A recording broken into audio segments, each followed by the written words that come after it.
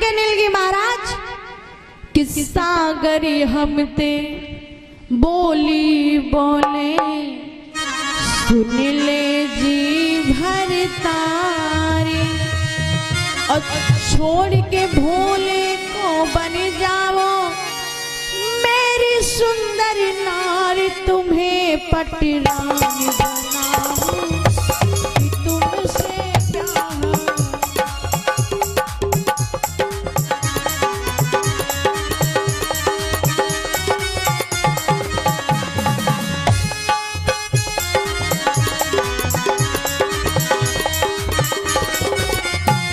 तुम तो बैठे हो महाराज लेकिन सागरी हमते बोली बोले सुन ले जी भर तारे सागरी हमते बोली बोले सुन ले जी भर तारे छोड़ के भोले को बन जाओ मेरी सुंदर नारी तुम्हें पटरानी बनाऊं कि तुमसे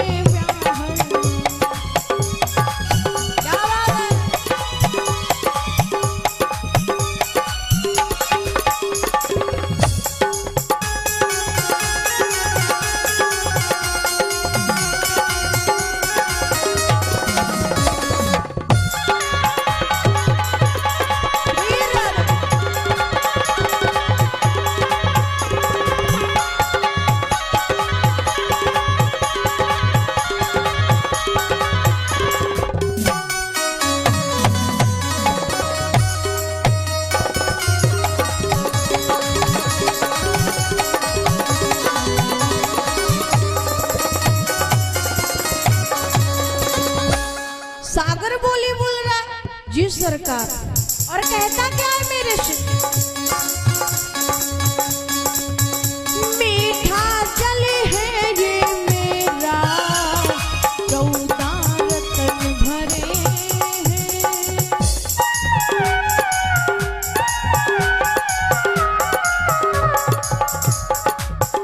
मीठा जल है ये मेरा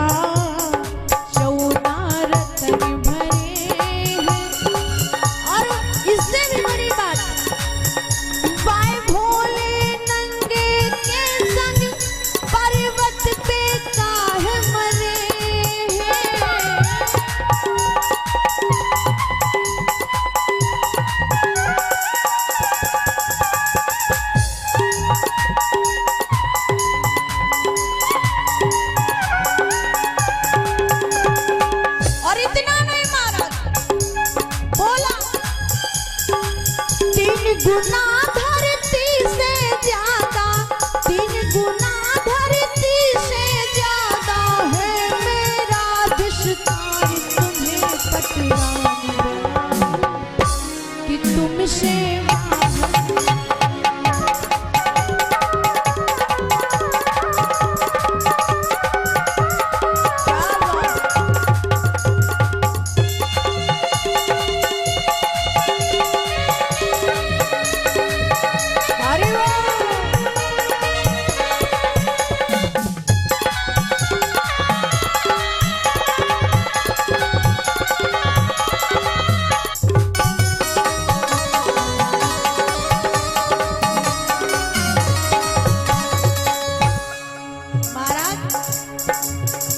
तुम्हारी पत्नी को इतना कुछ बोल रहा और आप बैठे हो।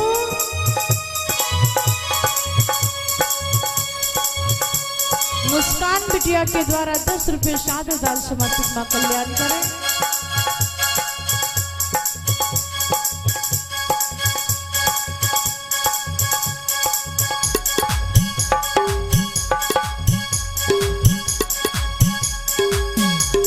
और ये छोटे से भैया के द्वारा भाई जो है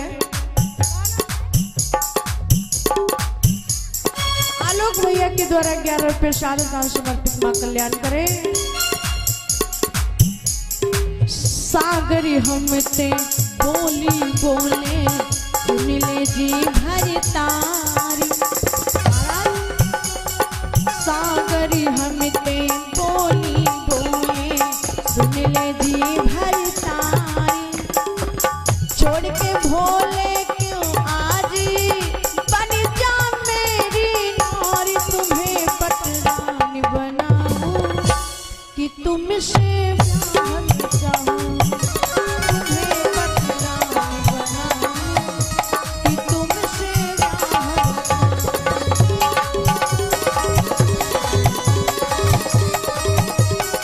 अरे वाह!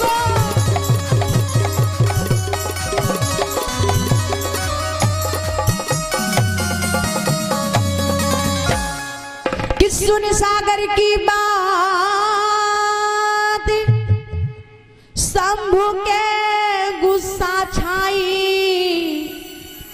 अरे तुरते विष्णु को आवाज लगाई।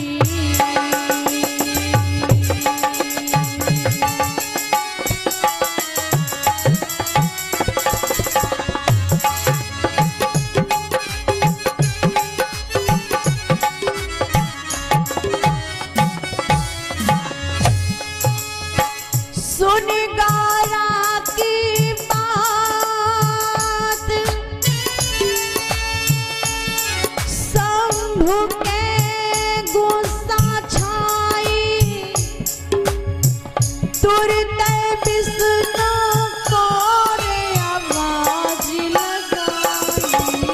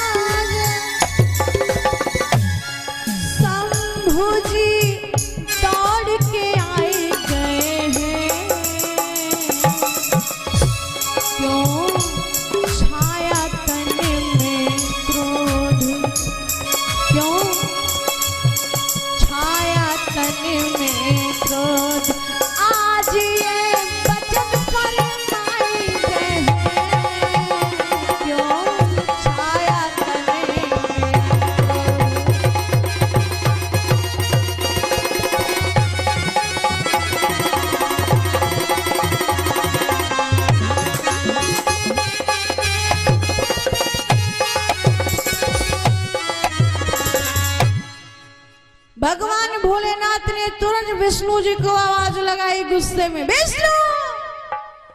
विष्णु जी सो रहे थे, नींद कहाँ आ रही थी क्योंकि उनकी पत्नी लक्ष्मी जी अपने मायके चली जाए थी। लक्ष्मी जी मायके चली गई थी गुस्सा हो करके। अब भोले बाबा बेचारे क्या करें, विष्णु जी को आवाज दिया, विष्णु जी आ गए। क्या हुआ, क्या हुआ, किसने मेरे भोले बाबा को इतना गुस्से में कर दिया? बोलो, अरे क्या हुआ भोले बाबा, तुम तो किसी के ऊपर इतना गुस्सा नहीं करते थे, आज तुम इतनी गुस्सा में हो, क्या हुआ?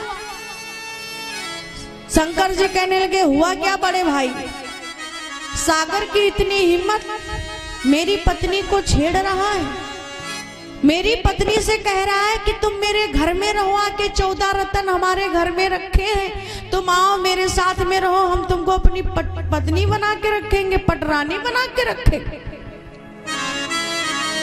और कहते हैं कि पर नारी फूस की तपनी, चाहे दियो कलेजा काट होती नहीं अपनी।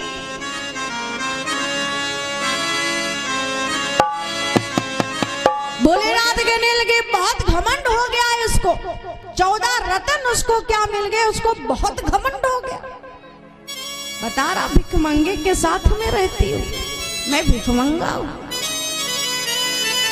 अरे मेरे को बोला तो बोला, लेकिन मेरी पत्नी को उल्टा बोला, आज तुमको पटरानी बनाएंगे। वो गरीब है, उसके घर में कुछ नहीं है। अब तो मेरा मन कर रहा मैं उसके घमंड को तोड़ू। हमारे आगे करके महाराज महाराज करता है और मेरी पत्नी को ऐसा बोलता है।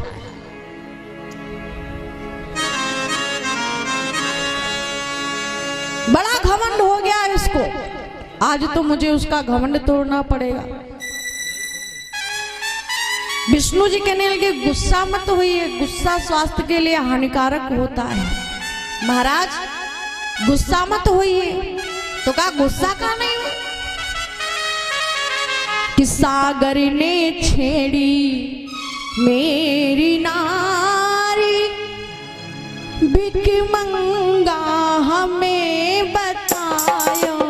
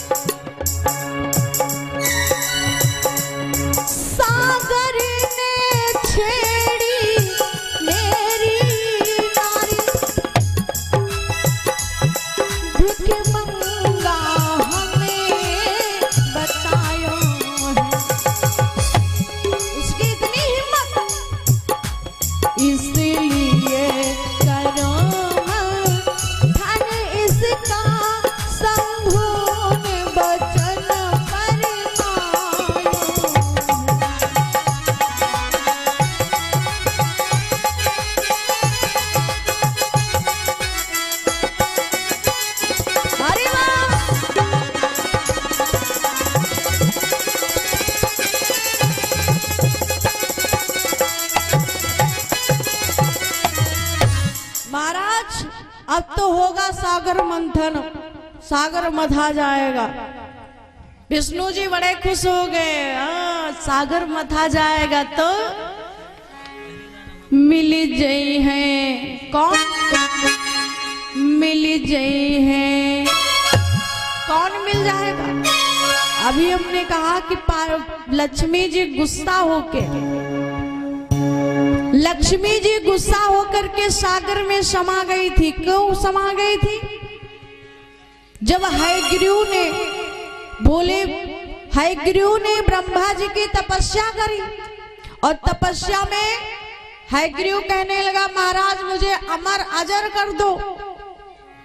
तो भगवान ब्रह्मा कहने लगे हम आपको अमर नहीं कर सकते, कोई भी वरदान मांग लो।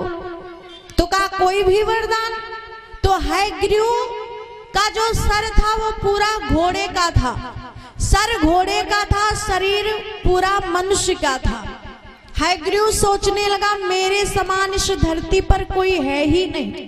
लेकिन आपको बता दे, आपके बिल्कुल आपके समान इस धरती पर 4 लोग मिलेंगे। भगवान जब भेजता है तो आपके 4 डुप्लीकेट बना के भेजता है।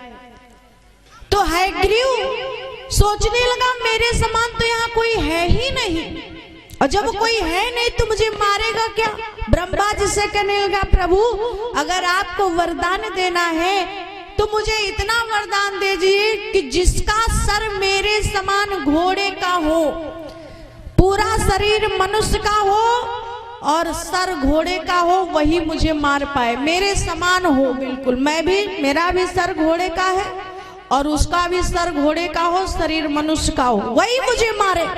भगवान कहने लगे ठीक है। हयग्रीव वरदान पा करके अब तो इंद्रलोक को प्राप्त करने के सपने देखने लगा, और जब सपने देखने लगा तो साकार भी करने लग गया। जब तक आप सपने नहीं देखोगे तब तक कहां बनेगा।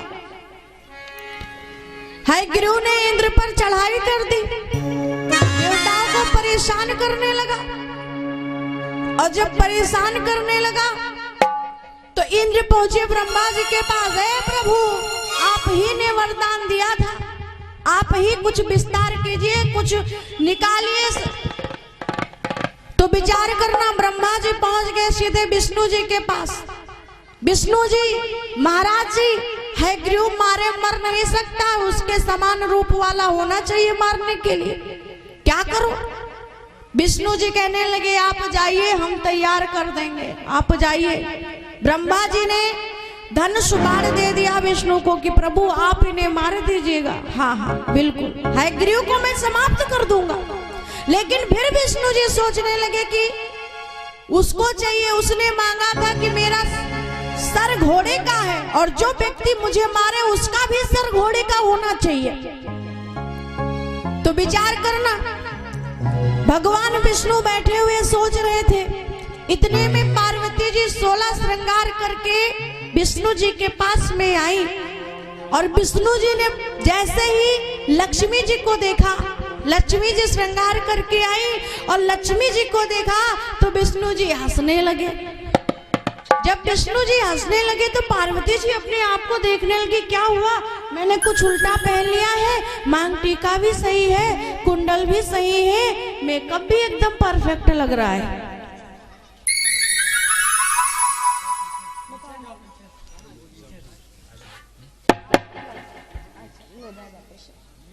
और ये प्रमोद चौहान भैया जी आजमगढ़ से जो है बांटने के लिए लैया प्रसाद और सादर 50 रुपए समर्पित किए। माँ खूब कल्याण करे, खाली झोली भरे, यही अरदास प्रार्थना निवेदन।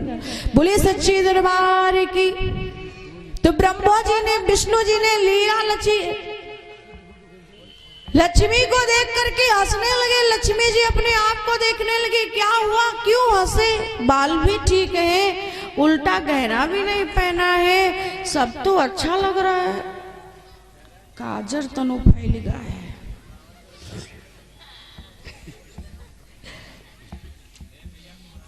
क्योंकि जब कोई पहन के आता है, पहन ओढ़ के, और उसको गौर से देखने लगो तो कुछ तो जान जाते हैं, आई एम सो स्मार्ट,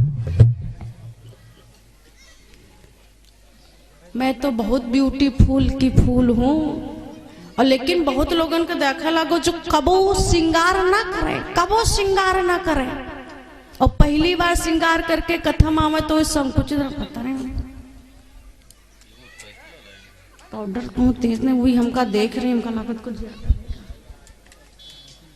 तो जो पहली बार श्रृंगार करती है उनको संकुचित है, वो बहुत शर्माती रहती हैं कि कोई टोक ही न दे, और उनका बार बार देखो तो कहीं हाँ दादा का बिंदी खसक गए, कहा होगा, काहे देख रहे हैं।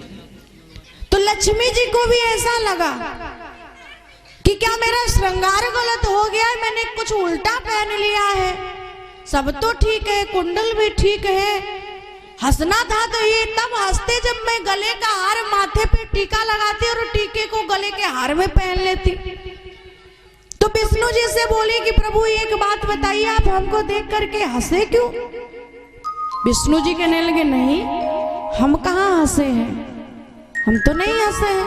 कहा आप हमको देख करके हंसे हैं। बोलो क्यों हंसे, आपने हमको देखा, हम आपको आपके सामने श्रृंगार करके आए, क्या आप हमारी तारीफ करोगे, वाह सो ब्यूटीफुल, लेकिन आप हमको देख के हंसे, क्यों हंसे आप हमको देख के। भगवान विष्णु कहने लगे, कोई बात नहीं है, नहीं कोई तो बात होगी। कहा कोई बात नहीं, अब तो लक्ष्मी जी गुस्सा हो गई, आप हमको देख के हंसे हैं, इसका मतलब कोई कारण है, और जब तक आप कारण बताओगे नहीं तो हम आपके घर में रुकेंगे नहीं, हम अपने पिताजी के घर चले जाएंगे। बताइए आप क्यों हंसे, वरना मैं मैके चली जाऊंगी, तुम देखते रहिए। भगवान कहने लगे, नहीं कोई बात नहीं है। जब नहीं बताया तो पार्वती जी ने जो है श्राप दे दिया विष्णु को, ए पति परमेश्वर, पति होंगे अपने घर के होंगे, आपने हमको देखा और आप हमको देख करके हंसे हैं, इसलिए मैं आपको श्राप देती हूँ क्या कि जिस मुख से, जिस सिर से तुम हंसे हो वो तुम्हारा शीश आज कट जाएगा। इतना कह के लक्ष्मी जी जो है गुस्सा होके अपने पिताजी के घर चली गई। भाई लड़की बहुरिया गुस्सा होती है तो कहाँ जाएगी, बप्पा घर है। और जब गुस्सा शांत हुए जी तब फोन करिए, हल्लो अहो नहीं ले आई करवा आवे वाला है, घर में या निक लगते है, बहुजी उजी तो ले जावा है। क्या नाम है? कंचन। और एक कंचन बिटिया के द्वारा 10 रुपए साध दान समर्पित। माँ खूब कल्याण करे, खाली झोली भरे, यही अरदास प्रार्थना निवेदन। तो लक्ष्मी जी ने श्राप दे दिया, कि लक्ष्मी मन हर्षाई के दीनी श्राप सुनाई, ओ हंसी करी मेरी जा तेरा शीश आज कट जाए, जाओ तुम्हारा आज शीश कट जाएगा। इतना कह के लक्ष्मी जी सागर में समा गई, और जब सागर में समा गई तो विचार करना,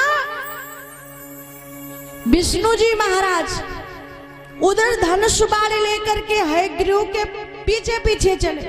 आज विष्णु जी और हयग्रीव का युद्ध होने लगा। युद्ध में हयग्रीव तो भाग गया, अब विष्णु जी धनुष बाण लिए हुए उसे ढूंढ रहे, कहां गया कहां गया कहां गया।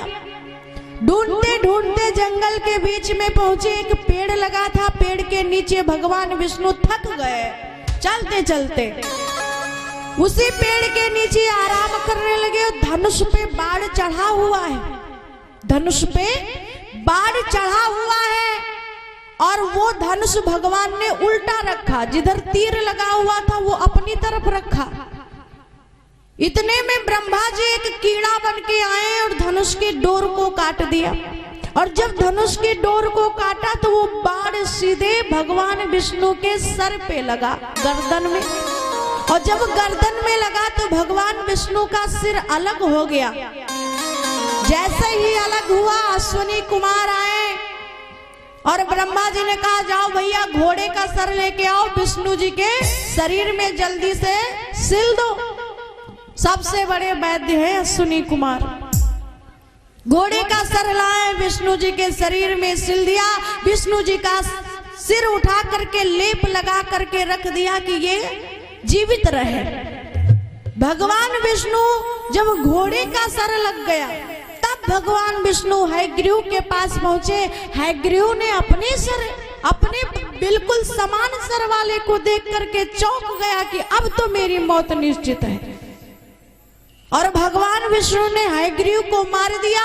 वापस आए, अश्विनी कुमार ने फिर जो है विष्णु जी के शरीर से वो घोड़े का शरीर निकाला, घोड़े का सिर निकाल के अलग रखा और विष्णु जी का सिर फिर लगा करके धागे से सिल दिया और मंत्र पढ़ दियो। कौन सा? महामंत्रुंजय। सर जुड़ गया। अब तो विष्णु जी अकेले रह रहे हैं क्षीर सागर में, सोच रहे हैं मेरी पत्नी तो हमसे रूठ के मैके चली गई।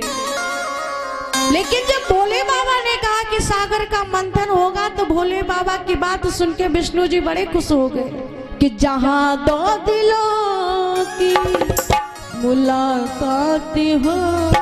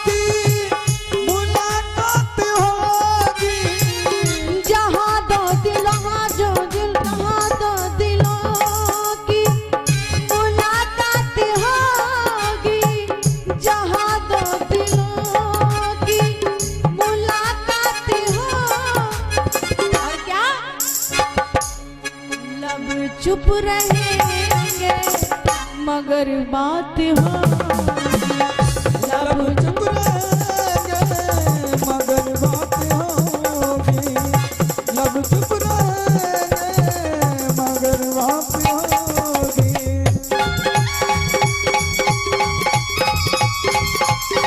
हरि बोल। क्या बात है?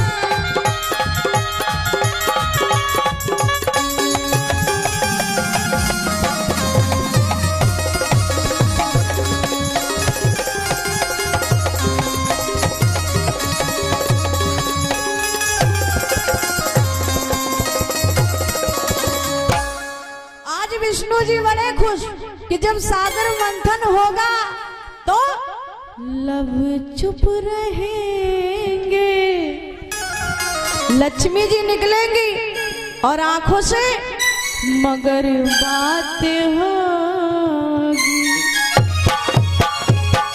सब खड़े होंगे लेकिन जब समुद्र मंथन होगा लक्ष्मी जी निकलेंगी तो हम आंखों से ही बोल के देवी जी चलो घरे मान जाओ, माफी मांगे थे चलो, या नहीं सब लोग हैं घर में तुम्हारे पायों छू ले आवे देवी जी चलो।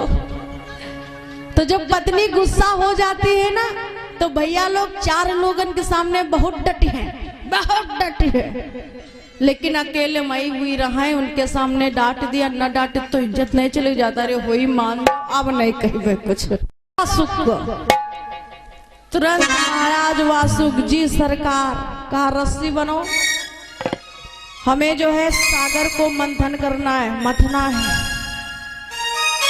वासुक महाराज जी रस्सी बन गए और जब वासुक महाराज जी रस्सी बन गए तो विचार करना, वासुक सोचने लगे अब हड्डी पसली सब टूट गई है, लेकिन भोले बाबा गुस्सा में है, बनना पड़ेगा, न कहीं तीसरा नेत्र खोल दिया तो हम तो भस्म हो जाएंगे।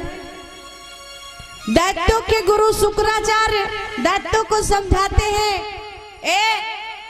जब सागर मथने जाना तो देवता चाहे जितना कहे पूछ पकड़ना, मुंह मत पकड़ना। और देवता इधर सोचने लगे कहा कि अगर हम वासुक का मुंह पकड़ेंगे और वासुक का रस्सी बनाया जब खींचा जाएगा तो वासुक को होगी दर्द, और जब वासुक को दर्द होगी तो मुंह से निकालेगा जहर, और जब जहर निकलेगा तो पड़ेगा हम लोगों के ऊपर इफेक्ट और हम लोग करिया हो जीवे, और जब करिया हो जीवे तो बेकार सब काम। तो नारद जी ने कहा है आप डोंट वरी, देवताओं परेशान मत होइए, हम हैं। दानवों के थोड़ी अकल कम होती है, पहुंच गए कहा जानते हो देवता सब जो है मुंह की ओर जाना चाहते हैं, वासुक का मुंह पकड़ना चाहते हैं, कोई अच्छी बात होगी। देवताओं से कहा कि तुम जिद कर दो कि हम मुंह पकड़ेंगे, वासुक का मुंह पकड़ेंगे, और दानव लोग पूछ पकड़े तब मथी जाएगी।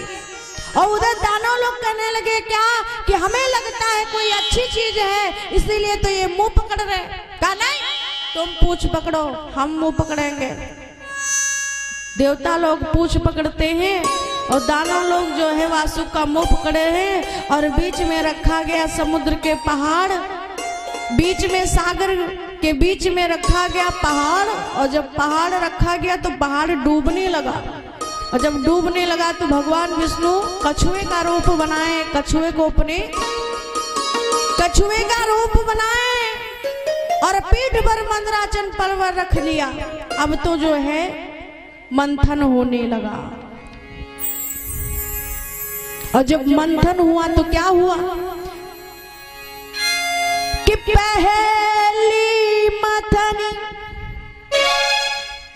जब ही घुमाए और भाई कला तब चंद्र दिखाए, सिया राम जय जय राम।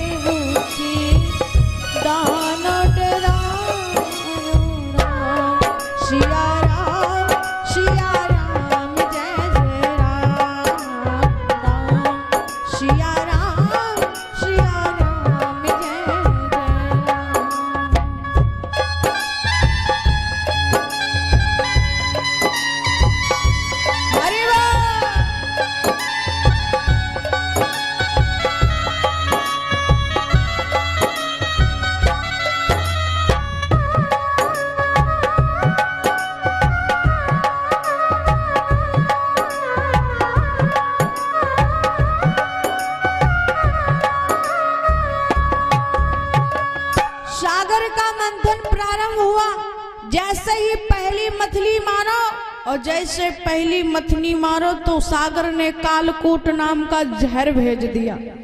जहर को देख करके सारे लोग देवता सब भाग गए। क्यों? अगर उसकी केवल उसकी भाप किसी को लग जाती ना तो भस्म हो जाता।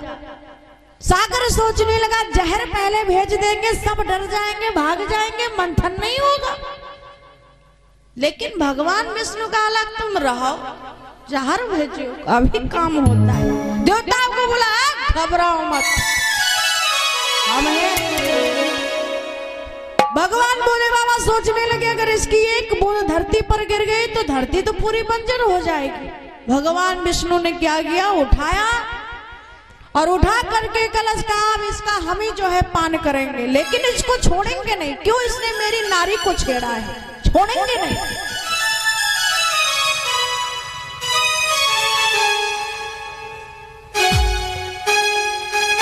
और ये अशोक चौहान भैया जी आजाद नगर से 51 रुपए सादरदान समर्पित किए। मां खूब कल्याण करे, खाली झोली भरे, यही अरदास प्रार्थना निवेदन। और ये बबलू वर्मा भैया टंटा से 1 टीन तेल जो है भंडारे में दिए, सादर 11 रुपए समर्पित किए हैं।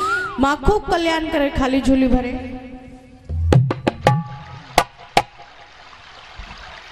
और दीपू भैया जी की माता जी के द्वारा 51 रुपए सादर दान समर्पित हुए हैं। मां खूब कल्याण करे, खाली झोली भरे, यही अरदास प्रार्थना निवेदन। बोलिए सच्चे दरबार की। तो भगवान ने क्या किया, सोचने लगे ये जहर है और जहर से बड़ा नुकसान हो जाएगा। भोलेनाथ जी ने उठाया कलश और पान कर लिया। देखो भोलेनाथ जी हमारे करिया नहीं थे, पहले काले नहीं थे, पहले कैसे थे, एकदम गोरे। अरे विष्णु जी फेल रहे, इतने सुंदर भोलेनाथ जी रहे, इतने सुंदर रहे कि सब देखते रह जाते थे, लेकिन काले कब से हो गए। जैसे जहर पिया, जहर केवल कंठ तक, यहां तक गया होगा, अरे बस पूरा शरीर उनका काला हो गया।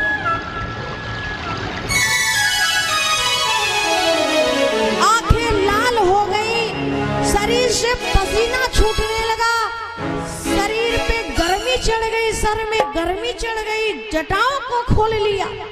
सोचने लगे जब कंठ तक, यहां तक जहर गया तो ये हालत है, और अगर ये कंठ से नीचे उतर गया ना तो मैं तो सीधे यहाँ दुनिया से मिट ही जाऊंगा।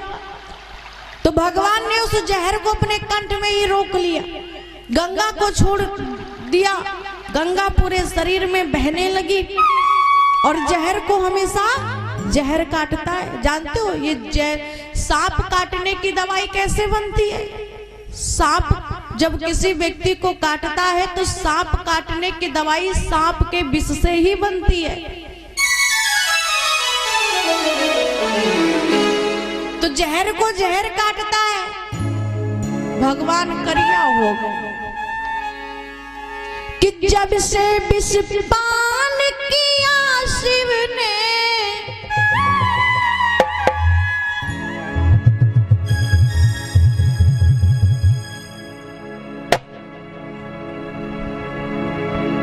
संतराम दादाजी टैंक क्लास से 10 रुपए सादरदान समर्पित किए। मां खूब कल्याण करे कि जब से विष पान किया शिव ने, जान के इनके लाल पड़ गए, और गोरे से शिव काले पड़ गए।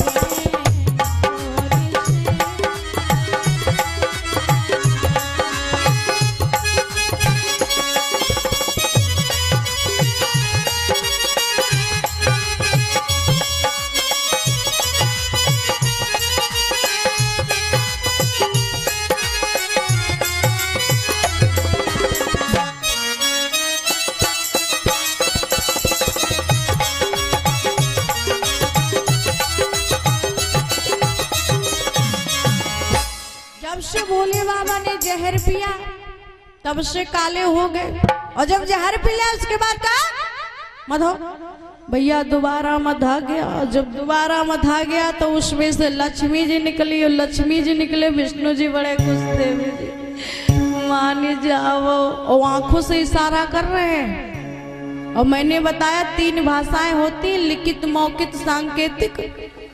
तो सांकेतिक वाली भाषा से कोई जानियो न पावे, आंखें आंखें से सारा मान जाओ, देवी चलो तुम घर का मानी जाओ। लक्ष्मी जी बापा घर में रही हो, नहीं जी नहीं जी नहीं जी नहीं जी नहीं जी, जेबे तो अपने घर की दीवारें सब बांध के लेके जेब।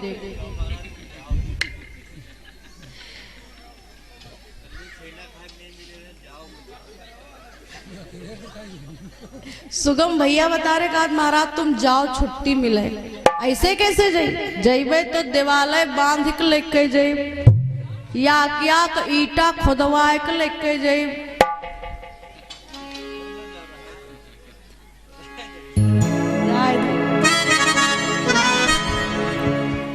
तो दूसरा जब निकलो तो लक्ष्मी जी निकली, फिर धनवंतर वैद्य निकला, फिर चंद्रमा निकला, उसके बाद में पारिजात वृक्ष निकला, कल्प वृक्ष निकला, उच्च सर्वा घोड़ा निकला, कामधेनु निकली, कौस्तुभ मणि निकली, भगवान विष्णु का शंख निकला, फिर जो है मदिरा निकली, शराब, और उसके लास्ट में अमृत निकला। 14 के 14 रतन निकल आए। और जब 14 निकल आए तो कि 14 रतन हाथ में लीना,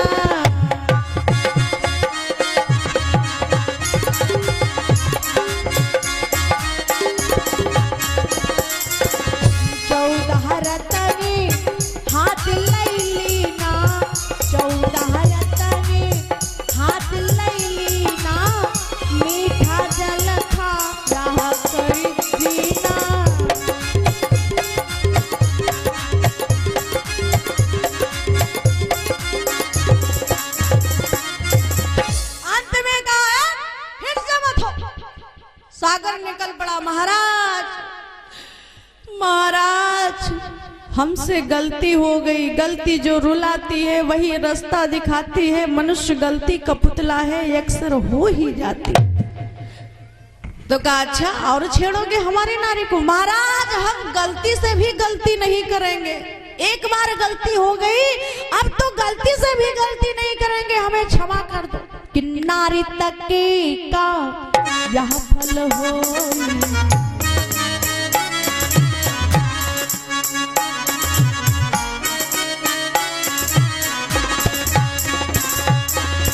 नारी तके का यह फल होई, नारी तके का यह फल होई। क्या अगम सिंधु मर्याद ही खोई, अगम सिंधु मर्याद ही खोई।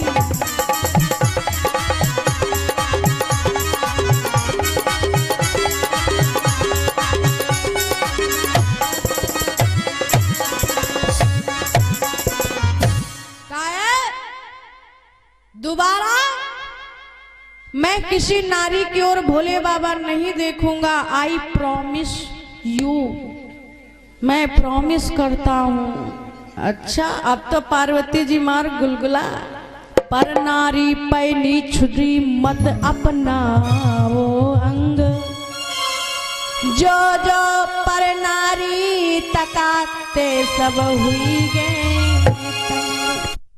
निवेदन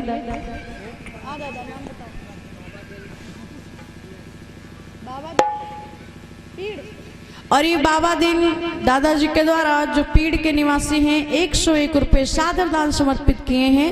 माता जी के श्री चरणों में माँ खूब कल्याण करे, खाली झोली भरे, यही अरदास प्रार्थना निवेदन। बोले सच्चे दरबार की।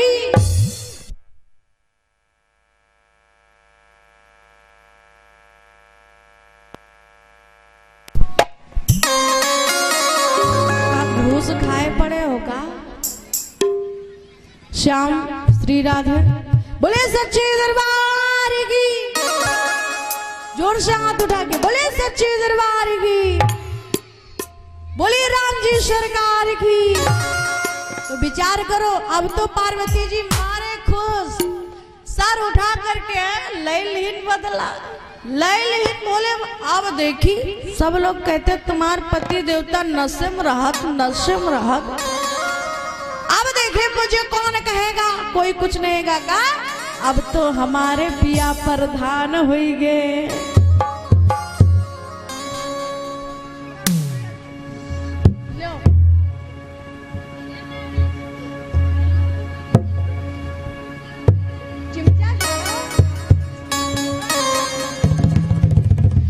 ये तो भैया चिमचो ले गाना राजदीप भैया के द्वारा भाई 50 रुपए सादर दान समर्पित हुए। माता जी के श्री चरणों में आपको कल्याण करें, खाली झोली भरे, यही अरदास प्रार्थना निवेदन। बोलिए दुर्गे मैया की। अब तो बड़ी खुश है कि अब तो हमें कोई कुछ कह भी नहीं सकता। सीधे आ गई कहाँ, कैलाश पर्वत पर। और जब कैलाश पर्वत पर आई तो उधर सागर को मथा गया था, तो सागर में से कामधेनु भी निकली और कामधेनु निकल करके सीधे कहाँ पहुंच गई, कामधेनु पहुंच गई इंद्रपुरी में। और इंद्रपुरी में जब कामधेनु गई तो आज बड़ी दुखी है। क्यों? क्योंकि 3 गुना धरती से ज्यादा जो है सागर का विस्तार था और सागर में कामधेनु इधर उधर घूमती रहती थी। अब इंद्रपुरी में कहाँ घूम ले, छोटा सा। बड़ी परेशान, सोचने लगी अब तो मुझे यही रहना है। लेकिन कोई चीज जी बहलाने को मिल जाती तो फिर कल्याण हो जाता। सोचने लगी अब मैं धरती पर जाऊंगी और धरती पे जा करके मैं विवाह करूंगी। विवाह करके जब मेरे एक पुत्र हो जाएगा तो मैं वापस इंद्रपुरी लौट आऊंगी और फिर उस पुत्र के सेवा भाव में लगी रहूंगी तो मेरा दिन कटता रहेगा। कि बर ढूंढे निकरे बिटिया के बाबा, बिटिया अरज करे थाई।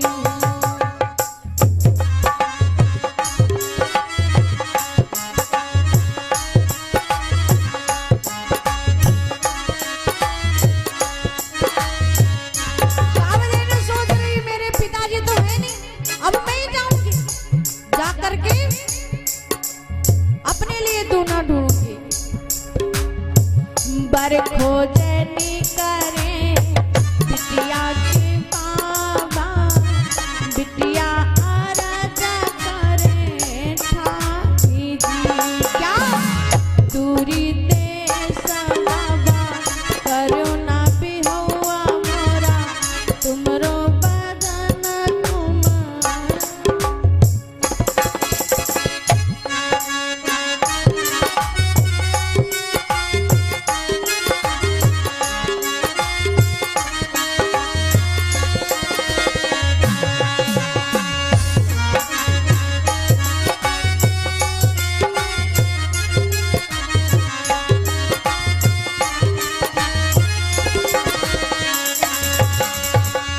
बर खोजनी करे की बिटिया के बाबा, बिटिया अरज करे ठाई। देखी बैसखवा माँ कियो ना भी हुआ बबुला, गोरा बदन कुमालाई।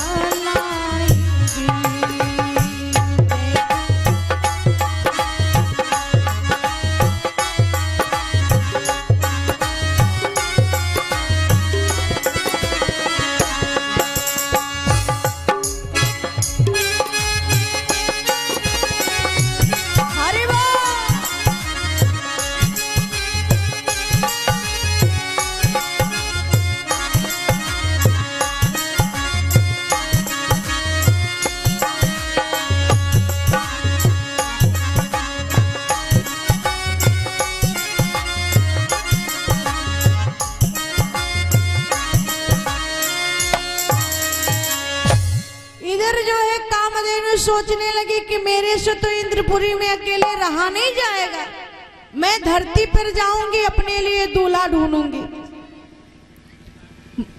कामधेनु जी से धरती पर अपने लिए दूल्हा ढूंढने के लिए आती है और उधर पार्वती जी निवेदन करती है, प्रभु आप तो हमसे इतना आप हमको इतना मानते हो, हमको पता ही नहीं था। बताओ, आप हमारे लिए समुद्र से लड़ गए, समुद्र को मत दिया।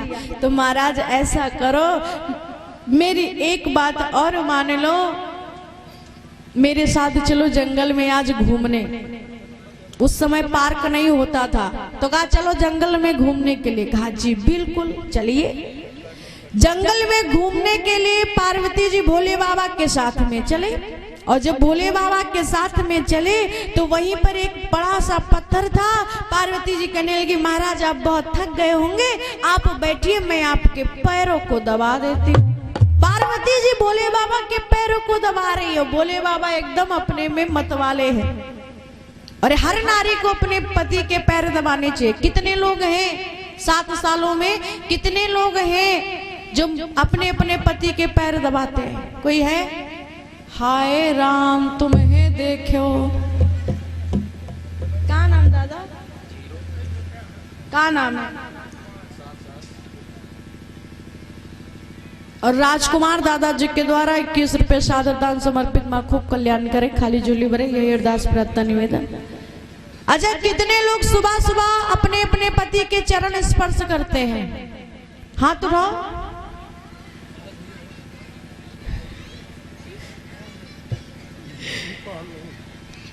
कोई नहीं।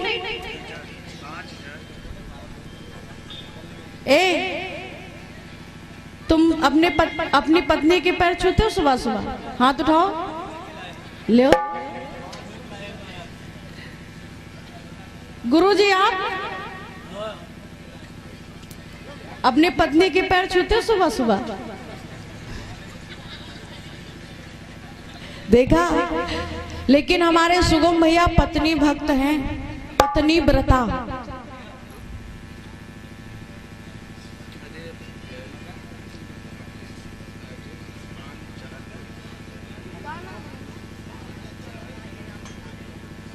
राम दुलारे भैया जी के द्वारा भाई 50 रुपए सादर दान समर्पित। माँ खूब कल्याण करे, खाली झोली भरे, यही अरदास प्रार्थना निवेदन। बोलिए सच्चे दरबार की। आप लोग शर्माते हो, लेकिन आपने कभी फोटो देखी है? देखो, विष्णु जी लेटे होते हैं और लक्ष्मी जी उनके पैरों को दबाती होती है। तो पति के पैर जरूर छुआ करो। लेकिन अम्मा लोग कहाँ छुई, हम खुश है रहे बड़ा, जो जिधर से आवत उधर से ने गरियावा करती है, मनु बड़ा खुश है। यू कहो रोटी ही बना के दे दे, यही बड़ी बात है। लेकिन पति चाहे जैसा हो, चरण स्पर्श करो। जब रोज पैर छुई हो तो कहीं अरे देखो हम इसको इतना कुछ कहते हैं, लेकिन फिर भी हमारे चरण स्पर्श करती है। लेकिन बहुत अम्मा डराती है, मान लो आएंगे, क्योंकि पत्नी वही जो पिया मन भाए, और पिया वही जो पी कर घर आए।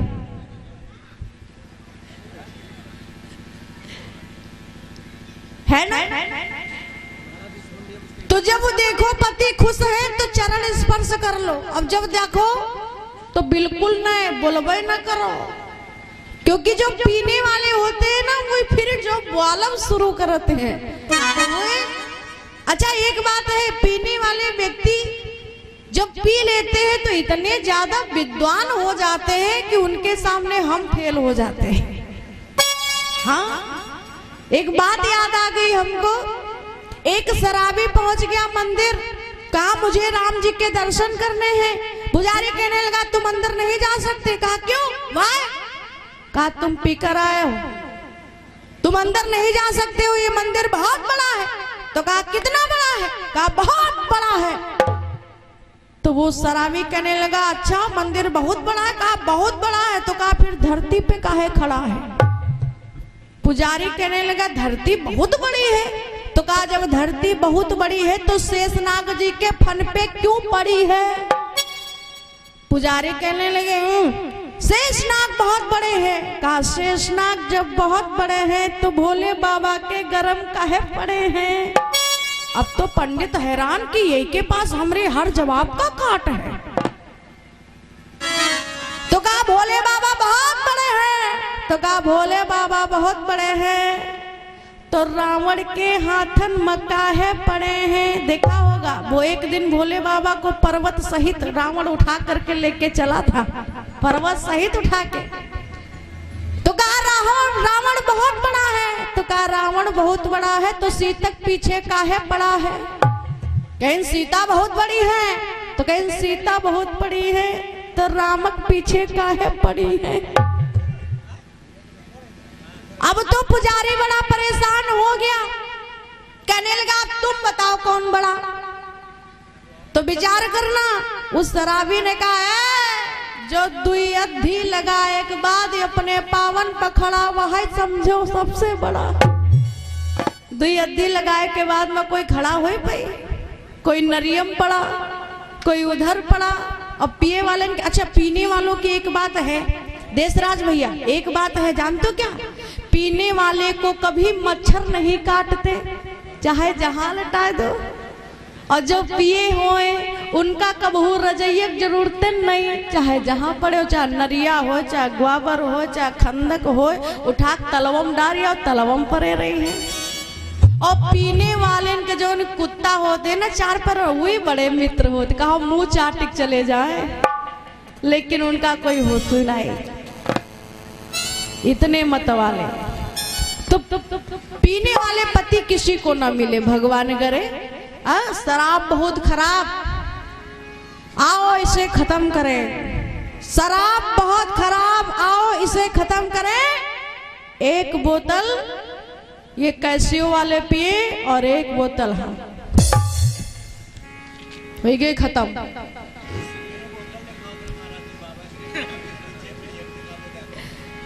तो भोले बाबा जी इधर जो है बैठे हैं, पार्वती जी देखो, पार्वती जी पैर दबा रही, और इतने में वो कामधेनु गैया जी निकली। जब वो कामधेनु गैया निकली तो उसके पीछे 5 बैल पड़ गए, पांचों के पांचों बैल उस गाय से कहने लगे हमसे शादी कर लो, हमसे शादी कर लो, हमसे शादी कर लो। तो गाय पीछा छुड़ाने के लिए भागने लगी, तो उसके पीछे वो बैल भी भागने लगे। और जब बैल भागने लगे तो ये दृश्य पार्वती जी ने देखा। देखो इतना भी गर्वित नहीं होना चाहिए, इतना भी घमंड नहीं होना चाहिए। अर्पित यादव भैया जी टाई कलश 11 रुपये 7 दान समर्पित, मां कल्याण करे। इस दृश्य को पार्वती जी ने देखा और भगवान भोलेनाथ से बोली, हे प्रभु जरा इधर देखो, एक गाय और 5 बैल। कि यह दृश्य देखेगा राजे फिर प्रभु से कियो बतलाई।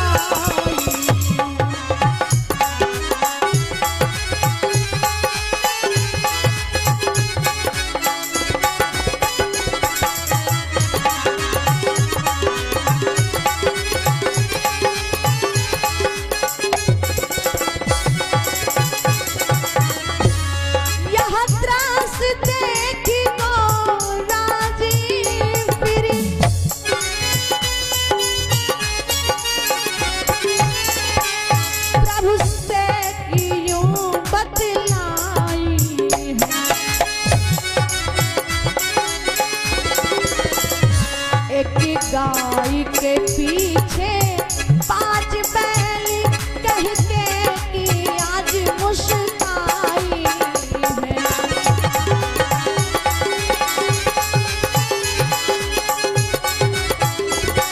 अरे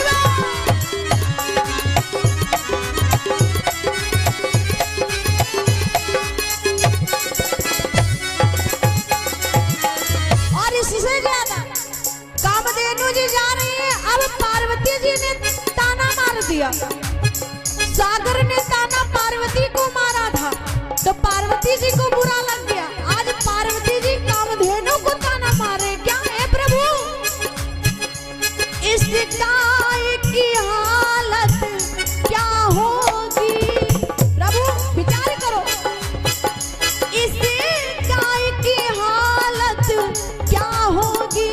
प्रभु देखो इधर जरा देखो, अपने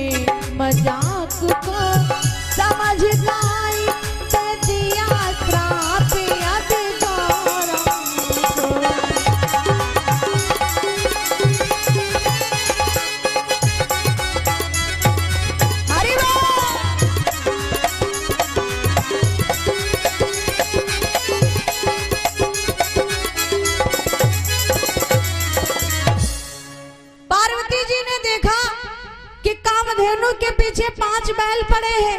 भोले बाबा से कहने लगी प्रभु एक गाय के पीछे 5 बैल, क्या हालत होगी इसकी। और कामधेनु ने जब ये बात सुनी और इधर पार्वती जी इतना कह के हंसने लगी। जो कामधेनु ने इतना सुना तो उनको बहुत ज्यादा दुख हुआ, बात लग गई कलेजे में। और वहीं पर कामधेनु जी रुक गई और पार्वती जी से कहने लगी पार्वती कि जा पंच भट्टारी तुम्हारे हो, जो हंसी मेरी उड़ाती हो, और उन 5 के आगे ओ गौरा अभी हंसी तुम्हारी आगे।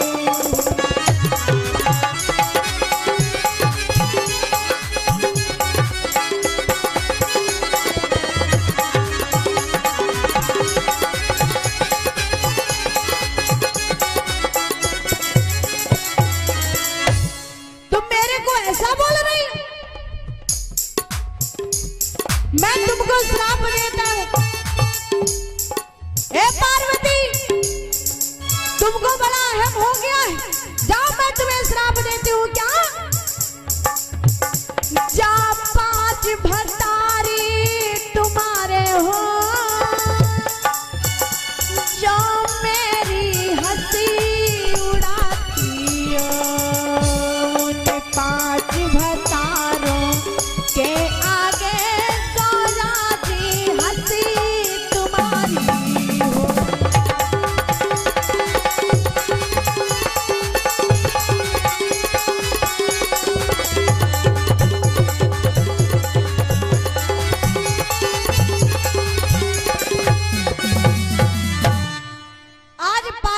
को कामधेनु ने श्राप दे दिया।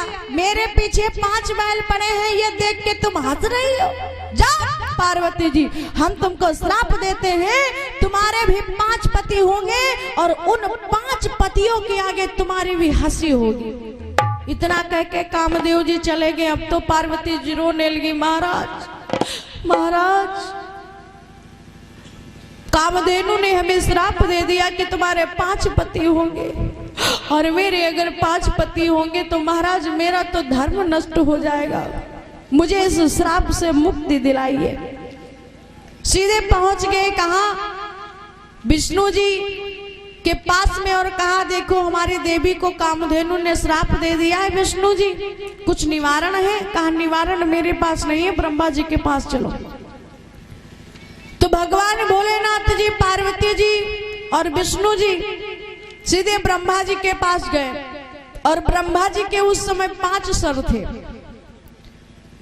भोले बाबा ने अपनी बात बताई और जब बताई कि पार्वती जी को श्राप दे दिया है, कामधेनु ने कहा है जाओ तेरे होंगे 5 भतारा, तो अब मैं बताओ क्या करूं। तो भगवान जो ब्रह्मा जी थे उनके 4 सर तो कुछ नहीं बोले, लेकिन जो सर ऊपर की ओर देख रहा था आकाश की ओर, वो बड़ा घमंडी सर था। वो एकदम से बोला, करने लगा अच्छा हुआ कि हंसी करती आई नहीं लाजा,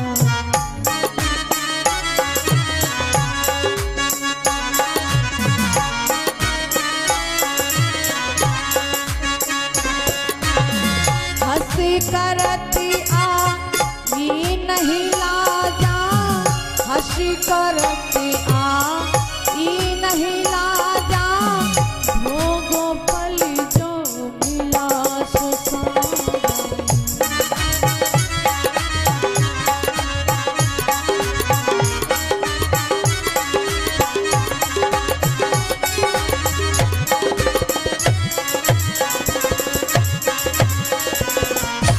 अब 5वां सर जब पार्वती जी को उल्टा बोला है, पहले तो उसको जो है हंसती हो, उसको उल्टा कहती हो, व्यंग झाड़ती हो, और जब उसने श्राप दे दिया तो मेरे सामने आके रोती हो। लाज नहीं लगी तुम्हारे? और जैसे इतना ब्रह्मा जी के 5वें सर ने कहा, भोले बाबा ने उठाया त्रिशूल और 5वां सर खच्च से अलग कर दिया। और जैसे खच्च से अलग किया, भगवान को लग गई ब्रह्म हत्या। और जब शंकर जी को ब्रह्म हत्या लग गई तब तो हत्या आ गई। भोले बाबा को पकड़ने की कोशिश करी, भोले बाबा ने लगा ली समाधि, राम राम रटने लग गए। अब हत्या खड़ी है, विचार कर रही है कि कब ये समाधि तोड़े और कब हम इनको पकड़ ले। तो सारे देवता पहुंचे हत्या के पास, कहा देवी भगवान भोले बाबा को छोड़ दो, इनका दोष नहीं है। अब इसने बोला था भगवान को छोड़ दो, कहा छोड़ेंगे नहीं भाई, इन्होंने हत्या करी है, सर काटा है, कैसे छोड़ सकते हैं हम इनको। तो कहा फिर इसके बदले में कुछ ले लो। तो कहा इसके बदले में अगर देना चाहती हो तो कि हत्या बोली ये महादेव, ये मुक्त तभी हो पाएंगे।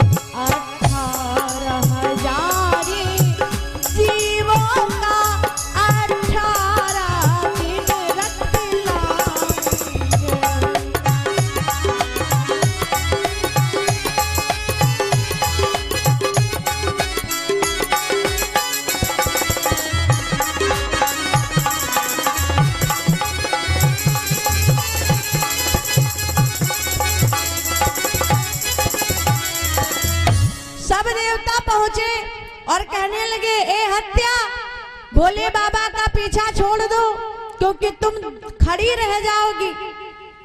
क्या सोचे मन में खड़ी खड़ी,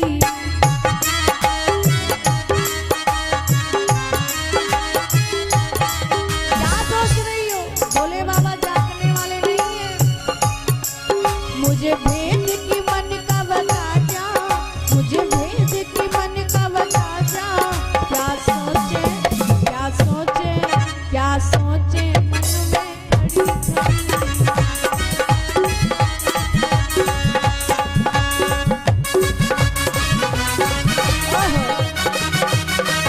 खड़ी खड़ी।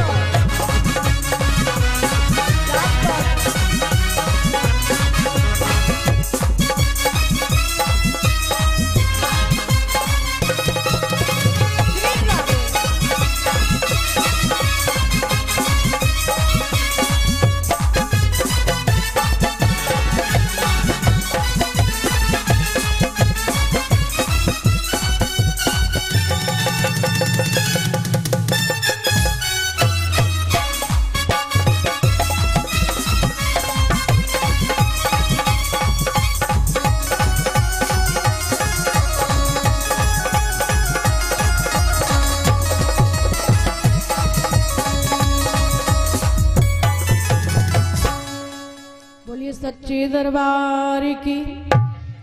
तो सारे देवता कहने लगे ए हत्या, ब्रह्मा जी के शीश को जो है काटा है शंकर जी ने, और वो समाधि में है, जिंदगी भर समाधि लगाए रहेंगे, तुम खड़ी खड़ी बूढ़ी हो जाओगी, समाधि नहीं तोड़ेंगे और समाधि नहीं टूटेगी। इधर श्राप लगाए पार्वती जी को, उसका क्या होगा। तो ब्रह्म हत्या कहने लगे सुनिए महाराज, इनको हम तब छोड़ेंगे जब 18,000 जीवों का 18 दिन तक मुझे खून पिलाया जाए। अब तो बड़ी चिंता वाली बात, उसने कहा 18 दिन तक 18,000 लोगों का रोज खून पीना है।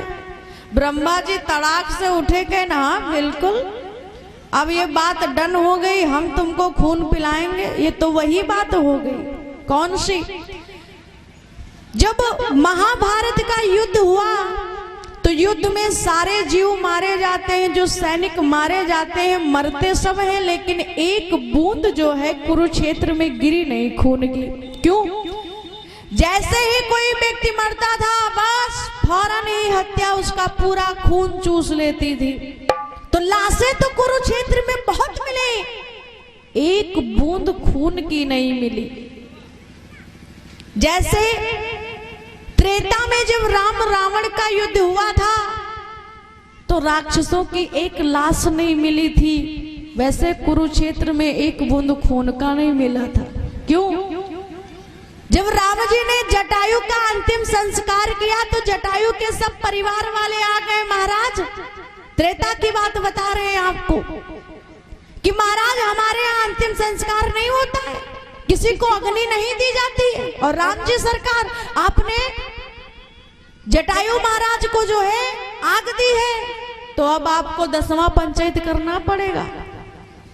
तो कहा भाई 10वां पंचायत में किसको बुलाया जाए? कहा 10वां पंचायत में जितने भी गिद्ध हैं सब आएंगे। और भगवान के नीलगे 14 साल के बाद जब हम आएंगे तो फिर अयोध्या आना सब लोग। कहा है हम अनाज नहीं खाते, हम अनाज नहीं खाते हैं। तो भगवान सोचने लगे, कहने लगे अभी तुम लोग क्या खाते हो? कहा हमको तो मांस चाहिए। तो भगवान कहने लगे भैया फिर ऐसा करो, पंचायत तब होई जब हमार रावण और का युद्ध होगा। जब युद्ध होगा तब आना, जितनी भी लाशें गिरेंगी सब पंचायत कर लियो। तो राम रावण का युद्ध हुआ तो एक भी लाश नहीं मिली, क्योंकि गिद्ध महाराज के सब परिवार वाले आए और भगवान कहने लगे सब एक दिन पंचायत करते हैं, या जय दिन युद्ध हो तय दिन पंचायत खाओ। तो वही बात हुई, इधर कुरुक्षेत्र में एक बूंद खून की नहीं मिली और उधर एक लाश नहीं मिली राक्षसों की। जब मेघनाद लक्ष्मण को मूर्छित करता है तो इसीलिए जो है मेघनाद लक्ष्मण को उठाने की कोशिश करता है कि ला उठाए ले इनको जल्दी से, नहीं तो पंचायत इन्हों की हो जाएगी। लेकिन इतना आसान है क्या? तो भगवान विष्णु ने, भगवान शंकर ने कहा जाओ द्वापर में युद्ध होगा कुरुक्षेत्र में, हम 5 रूपों से उत्पन्न होंगे, 5 पांडव बनेंगे और मेरी पार्वती पांचाली बनेगी, द्रौपदी बनेगी। तब कुरुक्षेत्र में युद्ध होगा, आना और 18 दिन तक का, 20 दिन 25 दिन जितना मन हो, 2000 4000 जितने लोगन का खून पी पाए पी जाए। क्योंकि आरती में बोलते एक आनन चतुरानन पंचानन राजे, तो 5 आनन वाले हमारे 5 पांडव कौन? भगवान विष्णु। विचार करना, 4 बार रामायण लिखी जा सकती तो 4 बार महाभारत नहीं लिखी जा सकती। हर युग के 4 युग हैं। बोलिए सच्चे दरबार की, बोलिए राम जी सरकार की। तो एक बार मेरे साथ में तो भजन बोले भगवान भोलेनाथ का, और उसके बाद में फिर आरती होगी। संजीत और संजीत भैया जी के द्वारा 10 रुपए सादर दान समर्पित मां खूब कल्याण करें।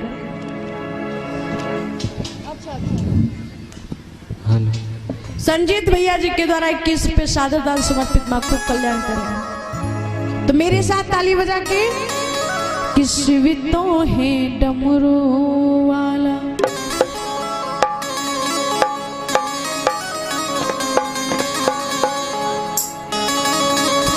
अनिल भैया जी टाई कला से 10 रुपए सादर दान समर्पित मां कल्याण करें।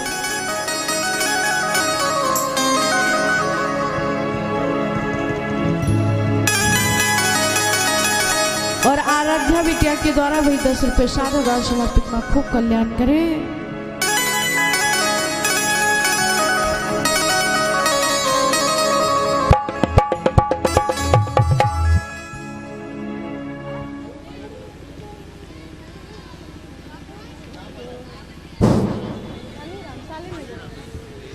मनी राम भैया जी सालेनगर से 101 रुपये सादे दान समर्पित किए। माँ खूब कल्याण करे, खाली झोली भरे, यही अरदास प्रार्थना निवेदन। और आज शाम को जो है शुभम पूर्ति भैया जी की झांकियां हैं। सब लोग जल्दी जल्दी भोजन वोजन बना के आना और आराम से भाई झांकी में फिर झांको। और कल भंडारा भी है, इसलिए जिसको जो देना हो आज ही दे दो, वरना कल तो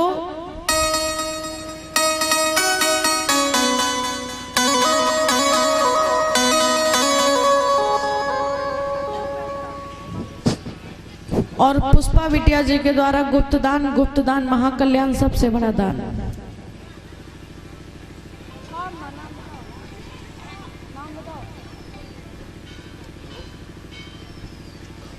उदय भान भैया जी के द्वारा 51 रुपये सादर दान समर्पित। माँ खूब कल्याण करे, खाली झोली भरे, यही अरदास प्रार्थना निवेदन। बोले सच्चे दरबार की।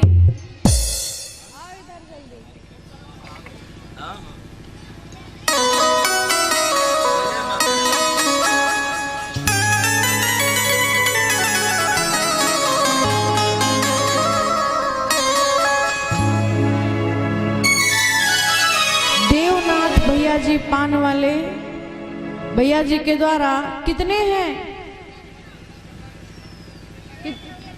101 रुपये सादर दान समर्पित। मां कल्याण करे। और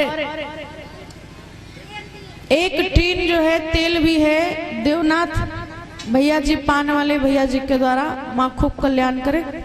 ऐसे ही जो है भगवान के भंडारे में तेल, आटा, घी, चावल, शक्कर, दाल, नमक, मिर्चा, लहसुन नहीं, सॉरी, भंडारे में दान करते रहिए। और कल भंडारा है, सबका चूल्हा न्यूतन हमारी तरफ से है।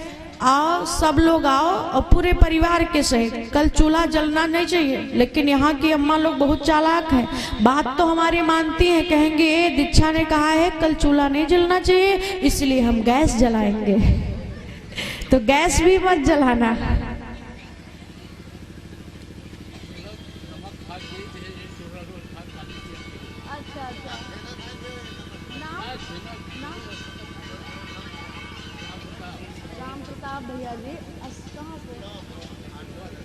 हाँ, और ये राम प्रताप भैया जी चरपुरवा से, ये हमें जो है नमक खाने के लिए रोज एक टर्रा खाते हैं, महाराज नमक खाओ। नमक खाने के लिए 51 रुपये सादर दान समर्पित किए। माँ खूब कल्याण करे, खाली झोली भरे, आए हुए कष्टों का निवारण चामुंडा मैया करती रहे, यही अरदास प्रार्थना निवेदन। बोलिए सच्चे दरबार की। और 401 रुपया जो है हमारे भैया राम प्रताप चरपुरवा से जो है भंडारे में समर्पित किए हैं। माँ खूब कल्याण करे।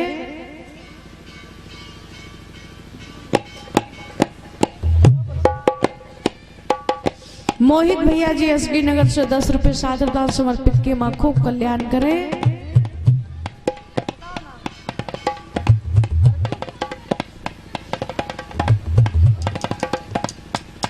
अर्पित भैया जी के द्वारा भाई 10 रुपये सादर दान समर्पित किए। माँ खूब कल्याण करे। रुक जाओ माँ, प्रसाद ले लो, आरती होने वाली है।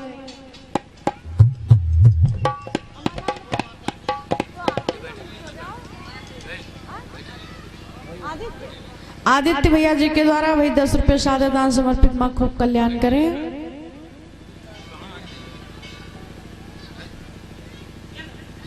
विकास डड़ियापुर से जो है 20 रुपये सादर दान समर्पित किए। माँ खूब कल्याण करे, खाली झोली भरे, यही अरदास प्रार्थना निवेदन है।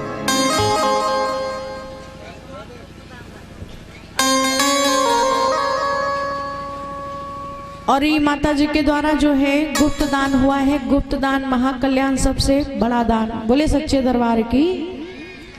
तो ताली बजा के बाबा जलाने जा रहे हैं, आप भी बोल लो कि रामा कैसे से आवई भगवान। बहुत लोग तो गुस्सा में बैठे हैं। आरती जल के का? आरती जल के रात में ही है भगवान।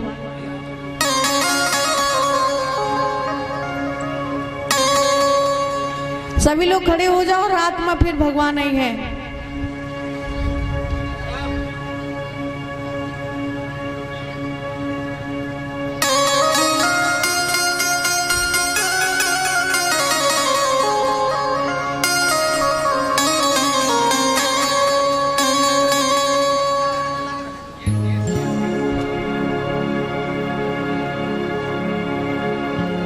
बोलिए सच्चे दरबार की जय हो। ओम अपवित्रा पवित्रो सर्वविस्ता गतो अपिवाया स्मृत पुंडरीकाक्षम वायंतरा शुचि ओम पुनात पुनात पुनात पुंडरीकाक्षम।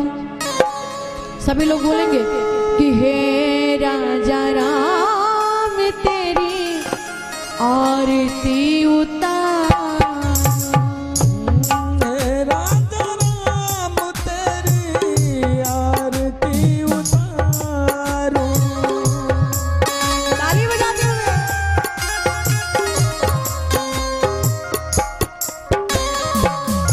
आरती उतारो आरती उतारो।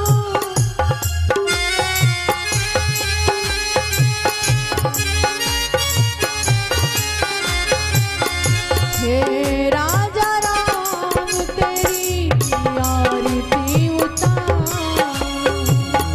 हे राजा राम तेरी आरती उतारो। हरि बोल।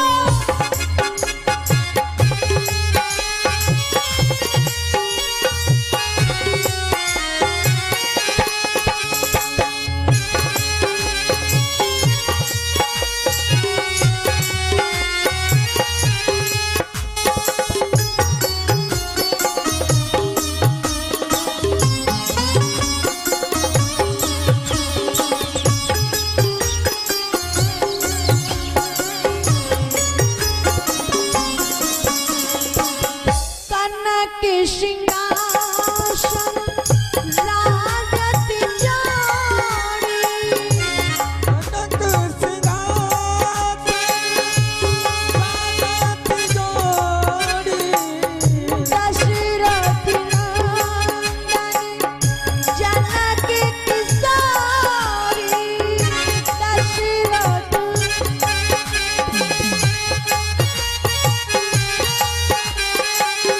युगली छवि को सदा रे निहारूं। युगली छवि को सदा ही निहारूं। हे राजा राम तेरी आरती उतारो। हरि बोल।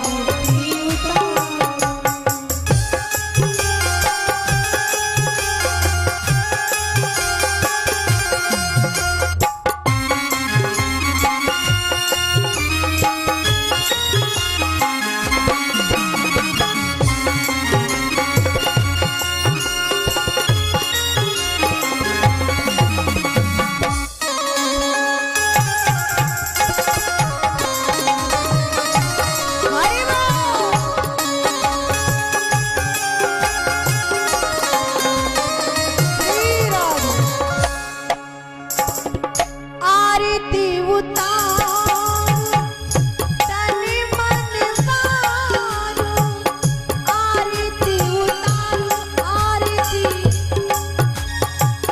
तन मन वारो आरती उतारो तन मन मारो हे राजा राम तेरी आरती उतारो हे राजा राम तेरी आरती उतारो हे राजा राम तेरी आरती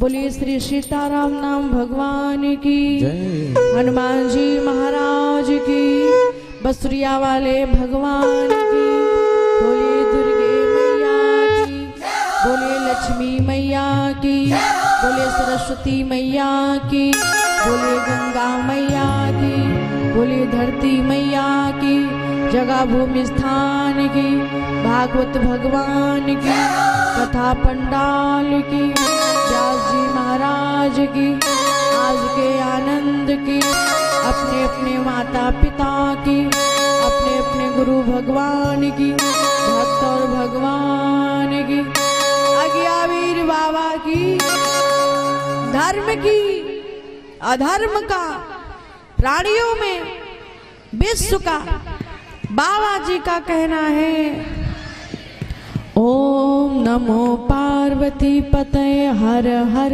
महा